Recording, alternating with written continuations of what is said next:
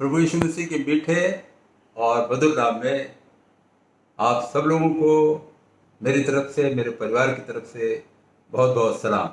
जय मसीह की। ये मौका मेरे भाइयों, बहनों, अजीजों, बच्चों, एक ऐसा समय है जिसे हम लोग महामारी काल कह रहे हैं, कोरोना काल। और ऐसे समय में हम लोगों को कुछ सोच नहीं पड़ रहा कि हम क्या करें, कुछ समझ में नहीं आ रहा। मेरे संग ऐसा हुआ, मैं प्रभु से प्रार्थना करता रहा हूँ लगातार जब से ये कोरोना शुरू हुआ है, खासकर अभी जो बढ़ गया है पिछले कुछ समय से। तो प्रभु ने मुझे एक वचन दिया जो मैं आप लोगों के साथ इस YouTube के माध्यम से शेयर करना चाह रहा हूँ, और वो है भजन संहिता 79। भजन संहिता 79।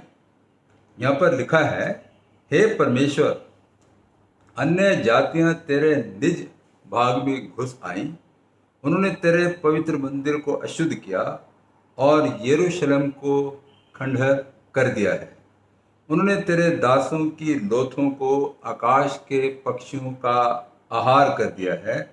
तेरे भक्तों का मांस वन पशुओं को खिला दिया है।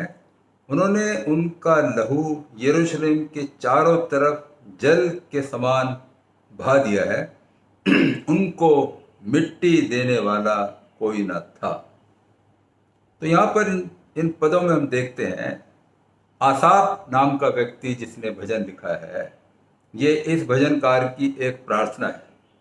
और ये 583 BC यानी प्रभु यीशु मसीह से 583 वर्ष पहले के लगभग ये भजन लिखा गया है, जब नबूकदनेस्सर राजा ने जो कि बेबीलोन का बादशाह था और उसने यहूदी कौम पर चढ़ाई की थी, यरूशलेम का तहस नहस कर दिया था। तो उसके पश्चात ये भजन संहिता लिखने वाला भजनकार जो है, इस भजन को लिखने वाला, 3 बातें हैं जो हमारी समझ में आती हैं जो इस भजन में वो कह रहा है। पहली बात तो उसने इस सच्चाई को मान लिया है कि जो भी कुछ हुआ है ये सच है, ये वास्तविक है, ये हकीकत है।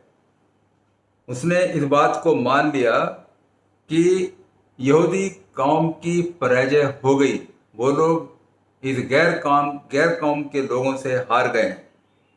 दूसरी बात, उसने इस बात को भी मान लिया कि यरूशलेम का नाश हो गया है, पूरे तरीके से उसको डिस्ट्रॉय कर दिया गया है। और उसने इस सच्चाई को स्वीकार करते हुए, इस हार को स्वीकार करते हुए, इस नाश को स्वीकार करते हुए फिर ये कहा कि अब कोई मिट्टी देने वाला भी नहीं है, कोई मातम करने वाला भी नहीं है। There is no one there to bury, बरेल देने वाला भी कोई व्यक्ति यहां पर नहीं है।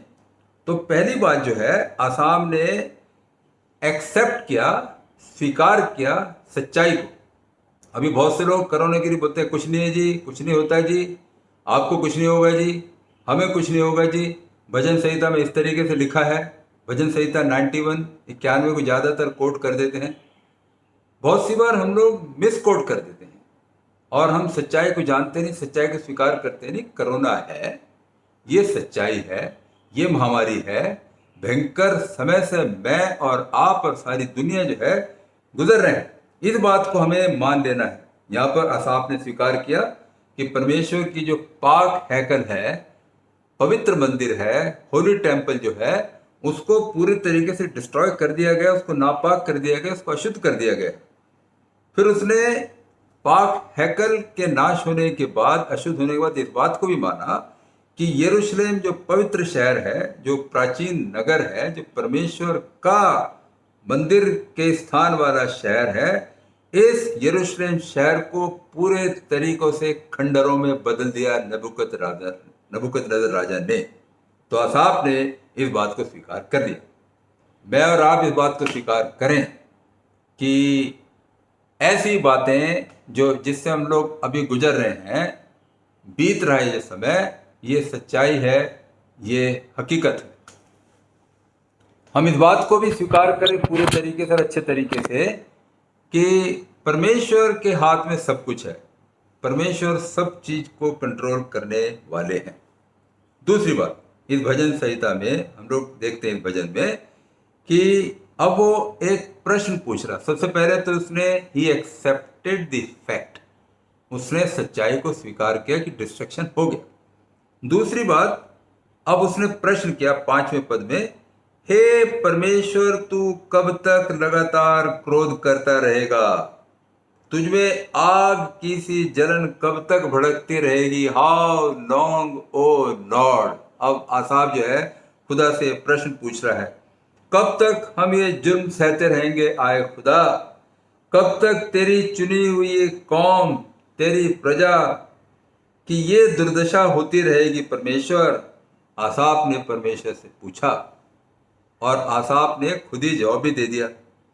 और उसका जवाब है 6ठे पद में, जो जातियां तुझको नहीं जानती, यानी जो लोग यहूदी नहीं है, जो जातियां तुझको नहीं जानती और जिन राज्यों के लोग तुझसे प्रार्थना नहीं करते, उन्हीं पर अपनी जलजलाहट भड़का।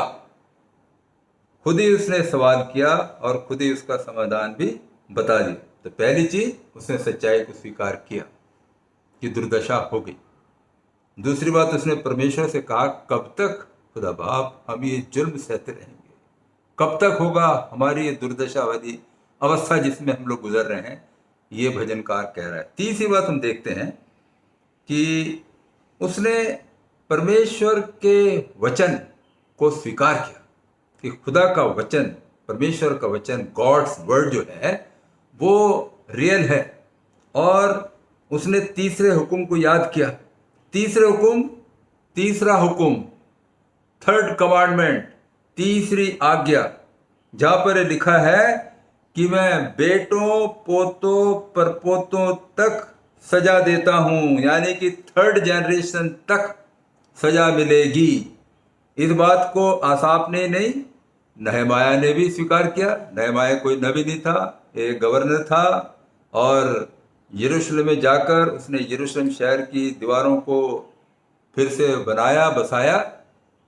ये व्यक्ति जो है इस बात को एक्सेप्ट करता है, मानता है कि पुरखाओं के पाप की सजा हमें मिल रही है। पुरखाओं ने जो पाप किया था उसकी सजा अब हमें मिल रही है। और यरूशलेम की दीवारें टूटी हुई हैं। यरूशलेम शहर जो पूरी तरीके से दुर्दशा में पड़ा है, वहाँ के लोग दुर्दशा में हैं, बहुत भयंकर हाल है वहाँ पर। इस बात को नहमाया ने स्वीकार किया। तो ये जो परमेश्वर के जो वचन हैं, जो आज्ञा हैं, 10 आज्ञा हैं, ये हमारे लिए रटने के लिए नहीं है। बपतिस्मे के समय पर या कन्फर्मेशन के समय पर हम लोग इसको रट लें, रटने के लिए नहीं है। डैनियल नबी ने भी याद किया था। डैनियल नबी ने भी इस बात को याद किया। 9वें अध्याय के 16वें पद में डैनियल नबी ने इस तरीके से लिखा, हे प्रभु, हमारे पापों और हमारे बाप दादों के अधर्म के कामों के कारण यरूशलेम की तेरी प्रजा की और हमारे आसपास के सब लोगों की ओर से नाम धराई हो रही है। तो भी तू अपने सब धर्म के कामों के कारण अपना क्रोध और जलजलाहट अपने नगर यरूशलेम पर से उतार दे, जो तेरे पवित्र पर्वत पर बसा है। इसने भी याद किया कि बाप दादों की बदकारियां, उनकी सजा जो है हम लोगों को मिलती है। आगे चलकर हम देखते हैं कि बेशक ये मंदिर तोड़ दिया गया, दुर्दशा यहाँ पर कर दी गई, लेकिन आगे चलकर फारस का जो बादशाह है, खुसरू, साइरस राजा जो है, उसने मंदिर बनाने के लिए, यरूशलेम को बसाने के लिए फिर से आज्ञा दी। और एजरा शास्त्री जो है वो फारस से यरूशलेम आया, और फिर बहुत सी चीज़ें हैं जो हैं वो नॉर्मल हो गई। कोरोना काल जिससे मैं और आप गुजर रहे हैं, इस वक्त बहुत भयंकर काल है। हम लोग रो रहे हैं, कब्रिस्तान हम लोगों के भरे पड़े हैं, शमशान भूमि में लोगों की कतारें लगी हुई हैं अपने प्रियजनों को जलाने के लिए, और लगातार हमारे दोस्तों, रिश्तेदारों, मेरे बहुत से साथियों, उनकी मृत्यु के समाचार लगातार मिल रहे हैं। और बहुत सी जगहों पर मिट्टी देने वाला कोई पादरी भी तो नहीं है। ऐसी दुर्दशा मेरी और आपकी हो गई है मेरे जीजो। हम इस दुर्दशा से गुजर रहे हैं और हमें इस वक्त परमेश्वर के सम्मुख आना है और परमेश्वर से ही प्रार्थना करनी है। अभी हो क्या रहा है कि ऐसी हालत में भी लोग जो कि अधमरी हालत में हैं, जिनके बचने की कोई उम्मीद नहीं है, और हम लोग जो जीवित हैं, अभी जो ठीक ठाक हैं, उनके पास और हमारे पास कोई भी जवाब नहीं है। बहुत ही खौफनाक, खतरनाक मंजर से हम लोग इस वक्त गुजर रहे हैं मित्रों। इस वक्त हम लोगों को सच्चाई को याद रखना कि कोरोना एक वास्तविकता है, ये सच्चाई है, ये बीमारी है, महामारी आ गई है। महामारी से पूरा संसार जो है गुजर रहा है। हम लोग प्रभु परमेश्वर से ये प्रार्थना करें इस समय कि परमेश्वर हम लोगों को समझ दे, ज्ञान दे, बुद्धि दे, और हम लोग इस बात को भी याद रखें कि खुदा का, परमेश्वर का जो कलाम है कि बाप दादों की बदकारियों की सजा दिया करता हूँ, ये खुदा का कलाम है।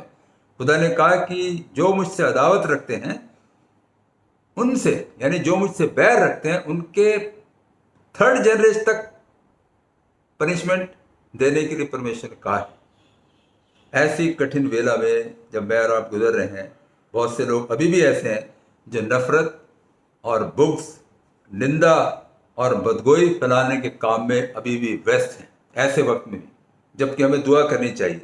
डैनियल नबी के बारे में बाइबल के अंदर कहीं पर भी लिखा, कहीं पर उसकी निंदा नहीं की गई, उसके किसी अपराध का वर्णन भी नहीं है, बाइबल में कहीं पर भी नहीं है।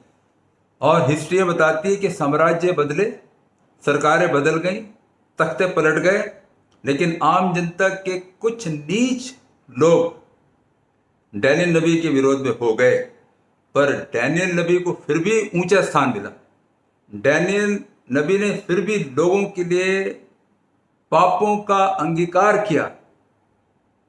इस वेला में मेरे प्यारे भाइयों बहनों मित्रों, मेरा तो दिल टूटा है, मेरे से वर्ड्स भी नहीं निकल रहे ठीक से, मैं प्रीचिंग भी नहीं कर पा रहा हूँ ठीक से। मेरा और आपका रवैया या रिस्पॉन्स, प्रत्युत्तर क्या होना चाहिए?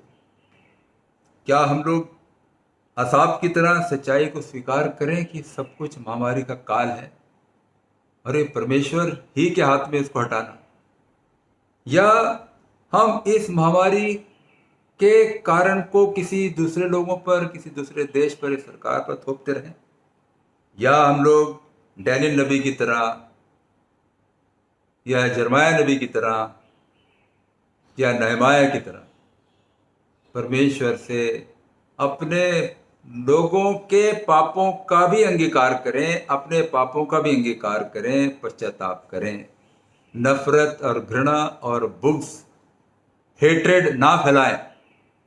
अभी वो समय नहीं है और वो समय कभी होना भी नहीं चाहिए। अभी हमारा समय है कि हम एक दूसरे को दिलासा दें, एक दूसरे के लिए दुआ करें, प्रार्थना करें और नफरत को दूर करें। इसी बात को याद करते हुए ये जो फ्राइडे अभी आ रहा है, 7 तारीख को, 7 मई को, सुबह 4 बजे से लेके और सुबह 7 बजे तक, यानी 3 घंटे लगातार प्रार्थना का आयोजन किया हम लोगों ने कुछ लोगों के साथ मिलके। और मैं आप लोगों को निमंत्रित कर रहा हूँ, जो लोग इस संदेश को सुन रहे हैं, दुआ ही एक रास्ता है, प्रार्थना ही एक रास्ता है मेरे प्यारे भाइयों बहनों। आइए हम लोग खुदा बाप के चरणों पर आए। बुग्स, नफरत और इस बीमारी महामारी के कारण को दूसरे लोगों के ऊपर थोपने के बदले हम ये स्वीकार करें कि हम लोगों से कहीं गलती हुई है, हमारे पूर्वजों ने शायद गलती की है, हम उसका अंगीकार करें और प्रभु यीशु मसीह के चरणों पर आ जाएं और प्रभु यीशु मसीह से गिड़गिड़ा कर प्रार्थना करें। ये प्रार्थना करें, आइए दुआ करें। हमारे जीवित प्रभु परमेश्वर, इस महामारी के काल में खुदावंद प्यारे बाप, जबकि हमारे बहुत अजीज लोग खुदावंद इस दुनिया से रहलत कर गए, एक के बाद एक के बाद एक, खुदावंद प्यारे बाप, हम उनकी शक्लें भी नहीं देख पाए हैं, उनके जनाजे में शरीक नहीं हो पाए हैं। ऐसा समय आ गया खुदावंद, आपसे विनती करते हैं, आप हमारे गुनाहों को, पापों को माफ़ करें खुदावंद। हमारे बाप दादों से, परदादों से जो गलतियाँ होगी खुदावंद, हम पर रहम करें, हम पर रहम करें, हमारे देश पर रहम करें, संसार पर रहम करें, एक एक व्यक्ति को संभालें खुदावंद प्यारे बाप। हम आपकी तरफ रुजू करें, आपकी तरफ फिर जाएं, आपकी तरफ आ जाएं खुदावंद। हम सब की आप रक्षा और रखवाली कीजिए खुदावंद यीशु मसीह के वसीले से, आमीन। खुदावंद आप सब लोगों को बरकत और आप सब लोगों को शांति दे, आमीन।